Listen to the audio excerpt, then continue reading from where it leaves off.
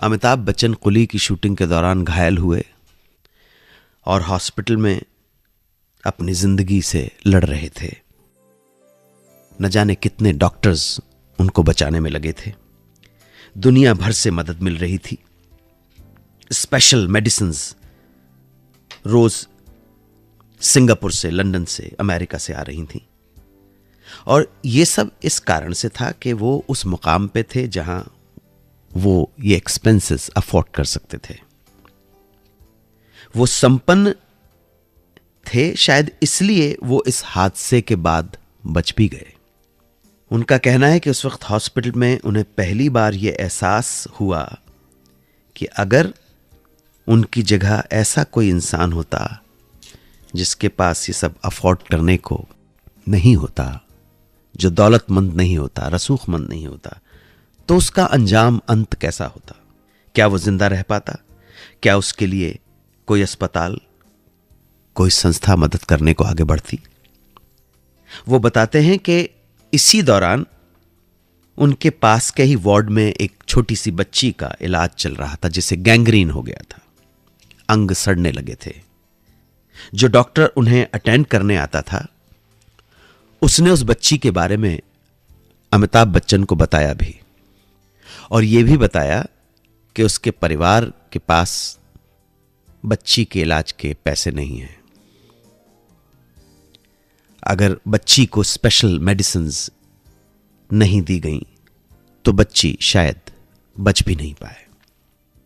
उस डॉक्टर ने अमिताभ बच्चन से रिक्वेस्ट की कि अगर आप चाहें क्या आप उसके लिए कुछ जरूरी दवाएं सिंगापुर से मंगवा सकते हैं।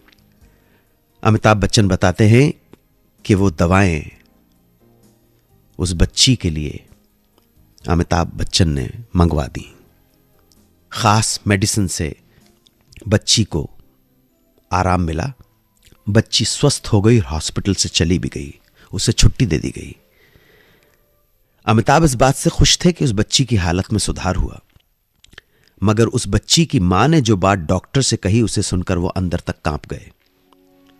वो बताते हैं कि जब डॉक्टर ने उन मां से कहा कि हम आपकी बच्ची के लिए बाहर से विदेशी दवाई मंगाई है जो बहुत इफेक्टिव है, हम उन दवाओं को लेकर उसे बचाने की कोशिश करेंगे, और ये दवाएं खास तौर पर विदेश से आ रही हैं।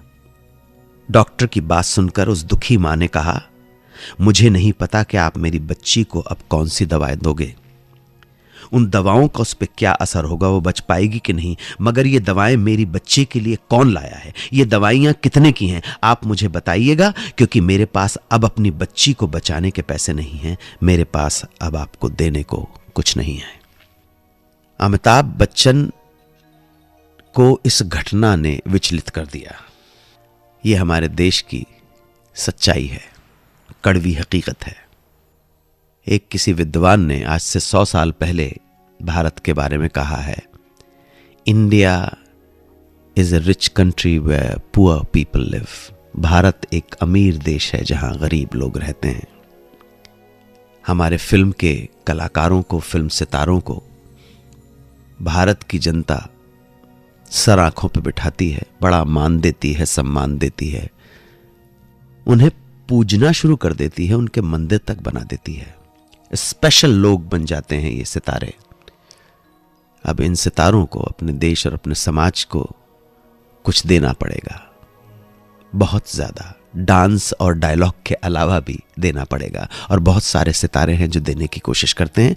ऐसे ही सितारों को प्रणाम करता हूं मैं, ऐसे ही लोगों को प्रणाम करता हूं जो समाज में, देश में कुछ ना कुछ दे रहे हैं। उन्नति के पथ पर तुम बढ़ते रहो अग्रसर, हम अगर संभव हुआ तो रास्ते में फिर मिलेंगे। कहानियां होंगी उस प्रोग्राम में जिसका नाम है सुहाना सफर विद अन्नू कपूर। जय हिंद, वंदे मातरम।